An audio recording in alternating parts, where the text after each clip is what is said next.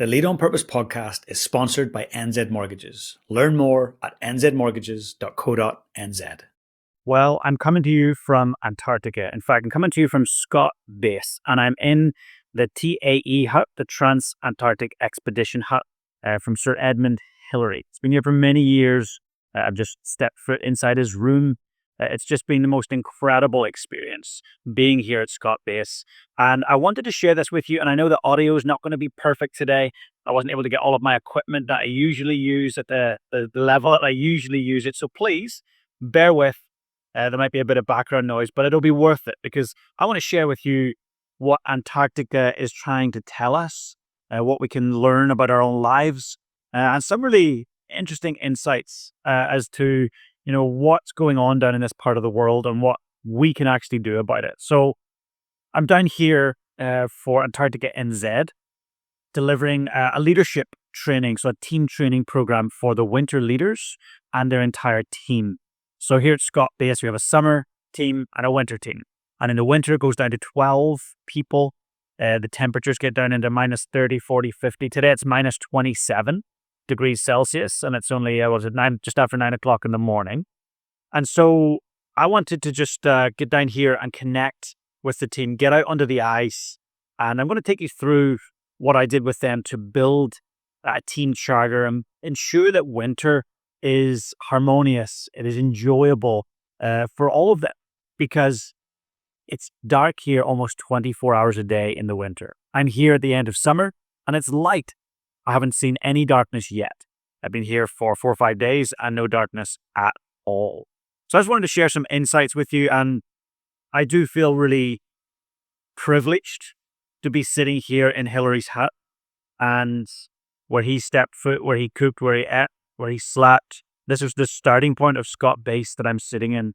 It's been really kept to such a high level by the Antarctic Heritage Trust. I just feel humbled that I can sit here and record a little episode for you today. So a couple of things that I've learned so far about being in Antarctica. Life is delicate, and we've got to be thoughtful about how we walk through life. I stepped off onto the ice. I got down here on a Hercules, an American U.S. Air Force Hercules C-130. Absolutely incredible experience. Crammed in like sardines, 7.5 hour flight, land on the ice. But when I walked off, I realized how vulnerable we are as humans. And being in a place so isolated like Antarctica reminds me that we've got to look after ourselves. We've got to have layers. And those layers obviously come in the form of clothing, shelter, academia, finance, social connection, love. These layers and these bonds are so important. And just being here has really reinforced that to me. I've also learned something about Antarctica and the Arctic.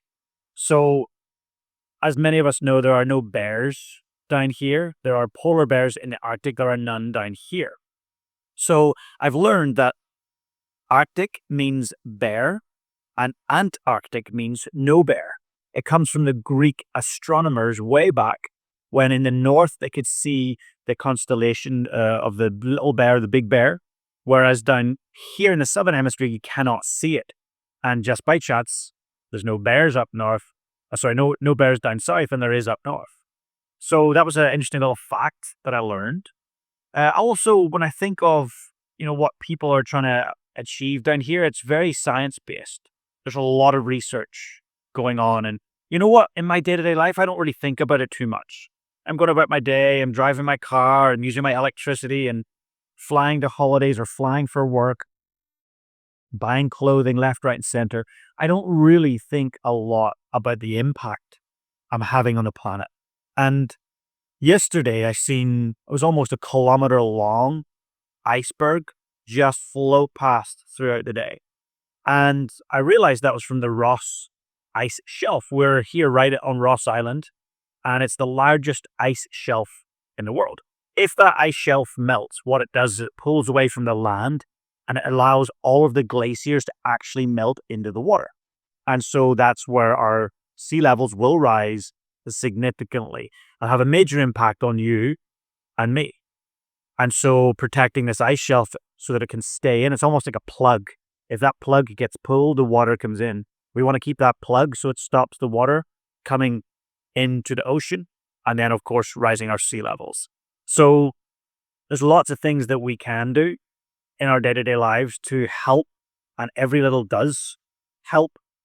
Thinking about your day-to-day activities, your power usage, the things that you buy, the way that you walk around the world and travel. So yeah, I learned a lot about that. I've just taken a few notes. So I've learned so much in the last few days.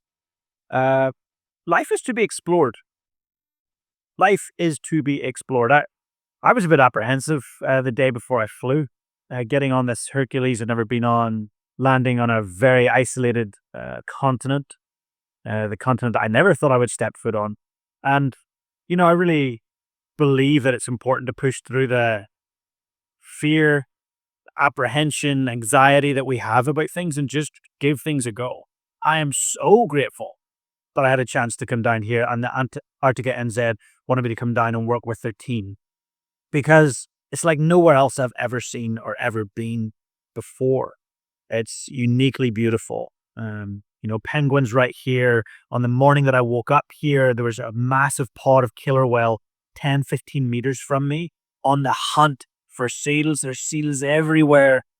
I mean, it's just magical. And again, it just makes me stop and reflect a little bit on my normal day-to-day life back in Christchurch, New Zealand. And I don't stop to think enough about the impact that my actions have, that my family's actions have. And, we've got an opportunity to make small differences, which could make a big difference for all of us and the planet.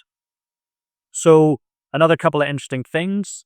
We went out to what they call the square frame. And so I hosted a leadership training, a team training for the entire team, which is 12. It goes right down to 12 people. We stay here and huddle for winter. They keep Scott Base alive. They are so crucial. There have been winter teams here every year from the Hillary days. And the winterers have the most unique experience on the planet. And when they come back, they've got stories to tell. Well, we went out to the ice. We took a little Hagland, which is almost like a little caterpillar type machine that took us out over the ice. These things are submersible. They can go through water and unbelievable. They can tilt on their side like many degrees. So we went out there and I had to bring a bottle with me, and there was another container. One bottle was for my pee and the other bottle was if I needed to do a number 2. And so you can't just do those things out on the ice and leave them. You've got to bring them back. They get frozen. They get shipped off the continent. So very interesting experience. Also, to break up the team training, they had a barbecue on skis. That's right. We had a barbecue in minus 15 or minus 20, whatever it was that day. And it was incredible. Now, why did I come down to do what I did? Well, humans rely on connection and each other, and we don't operate well in isolation. So Antarctica NZ contacted me and asked me to come down and host a training that can equip everyone to make the most out of this winter. In Antarctica, you may or may not know, there have been challenges at different bases regarding alcohol, abuse, both verbal, emotional, and sexual. So there are a lot of potential issues that can happen here in winter. There's not a lot of policing. There's not a major hospital here. So it's really important that we create a great culture. And I was just honored that they asked me to come down. And so pre-deployment, I had everyone do a deeper signals core driver, which is a personality diagnostic, one of the best on the planet, deeply researched, great science behind it, but really applicable in teams. It's all about heightening self-awareness. And so they all did that. I've now debriefed with each of them on their diagnostics, which was very helpful because it's helpful to know what our behavioral tendencies might be, particularly when we spend a lot of time with each other in close proximity. We can look at our strengths, which we call our core drivers, but also look at our risks, which, under stress, some of our drivers can be rather negative, disempowering. So that was part of what we did out on the ice. But to get started, I thought, let's build some team spirit. So they got shovels and saws and they created a seated area. They sawed into the ice, created a seating area with a back that we could sit back on, a place where our big boots could go down into. Quite amazing, just seeing them bring that together. And so we were able to huddle in a semicircle, and we talked about why. Why are we here? Why Antarctica? Why a whole winter away from civilization? And that was really interesting, and that brought the team together. It also brought up a lot of emotion. And I feel that that emotion was really powerful in just allowing them to see who they are as humans. And we're not robots. And, we've got to understand what motivates us because we're spending all our time with each other here. So we talked about why. Then we started to develop our team charter. Before we got into that, I thought, let's build a bit of humor into this. So I brought a game down called Taco Cat Goat Cheese Pizza. Look it up. It's pretty epic. I had them play it. They were belly laughing. They were winding each other up. They were competitive. It was great. They give, they took, they prodded, they poked. It was awesome. And I feel like the teams that I work with, particularly the highest performing teams, whether it's sport or business, doesn't matter, military, doesn't matter. When there's humor involved, we tend to have more fun. We tend to connect better. And productivity ends up being better when we're having fun. That doesn't mean we have a laugh a minute. I'm a pretty focused individual. I can be quite serious about things that I need to be. But having a bit of fun is important. Once we've done that, we got into the team charter. And this is something I think that all families should have, all teams, all organizations. And it's something I love helping teams with, getting really clear on it. People can go around in circles for weeks trying to get this, but I take them through a high performance process that helps them within a very short space of time get clear on the mission objective, their vision, get clear on their core driving values that they will go back to, and we bring them to life and actually turn those values into commands so that they can refer back to those, they can use those. Then we talked about above the line and below the line behaviors. What's, acceptable, what's not acceptable. Talked about how we make decisions under pressure, and things go pretty slow around here, and they need to. But at times, the pressure's on and things need to be decided upon. So we talked about collective and collaborative leadership, everyone having a voice, everyone speaking up, everyone feeling safe to report things that they see that look unsafe without any thought of any, pushback. We also just talked about the fact that, leaders, we need to have clear expectations on our leaders. And so they were very vocal about what they wanted from their leaders. So throughout the day that we developed this team charter, very clear, it's a one-pager now that they can refer to. And I talked about the importance of accountability. That was the thing that 2024 taught me, was there's such a lack of accountability and such a desire for it in high performers and teams. So we talked about the simple connection points twice a week, every week. The 12 people will get together and actually reflect on the charter. Ask what went well this week, what didn't go so well, and what would 1% better look like next week. Those are the 3 magic questions that I use when I check in with the teams that I support. Sometimes that's a weekly, quarterly, or even 6-monthly check-in. But those 3 questions I will always ask. So I want you just to think about a little bit around where, your life is headed, what matters most to you. I obviously run the Lead on Purpose podcast because I believe that purpose is what keeps us moving. It gets our butts out of bed. So please take a moment today and then reflect and think about what drives you, what impacts, small, big, or large, that you want to make on your community, your family, maybe even the planet.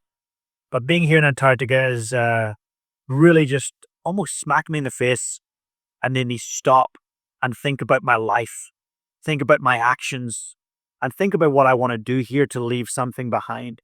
I'm not here to leave a multi-trillion-dollar legacy. That's not of any interest to me at all. But I do want to have a positive, lasting impact on my son, on my family, on the different communities that, whether it's his school, the beautiful community that we live in Christchurch, Littleton. I want to make some kind of positive, lasting impact. And if it's small, that's awesome. It doesn't need to be big. I just want to challenge you to think about what your life means, where you're headed, and take time to write up your own charter of your own mission, your own values, your own expectations of yourself. I'm just so grateful, as I say, to be sitting here where Sir Edmund Hillary sat at Scott Base, Antarctica. Thank you for tuning in, and I'll be sure to post some little clips and stories and reels from my time out on the ice, engaging. I'm off to McMurdo Station today, and to go to the other Hillary hut. It's called Discovery Hut, and check out what they did over there at McMurdo. And Scott was based over there. The incredible explorer. You can see him right behind me, actually. A photo of him up top. And also you can see a beautiful piano behind me. Do you like the emergency exit? For those that are listening and you can't see, you got to check the video out. There's an emergency exit up there. When I open that, in fact, let me open it for you. Let's be bold. What do you see this? Straight out to the outdoors, cold ice out there, minus 27. I think I'll put it back up. So, thank you so much for tuning in. Thank you for supporting Lead on Purpose. I hope you have an incredible 2025. I'm grateful to be here on the ice, the continent that many of us never get to. If you ever get a chance, jump at it. But for now, please get out there and lead your life on purpose. The Lead on Purpose podcast is sponsored by NZ Mortgages. Learn more at nzmortgages.co.nz.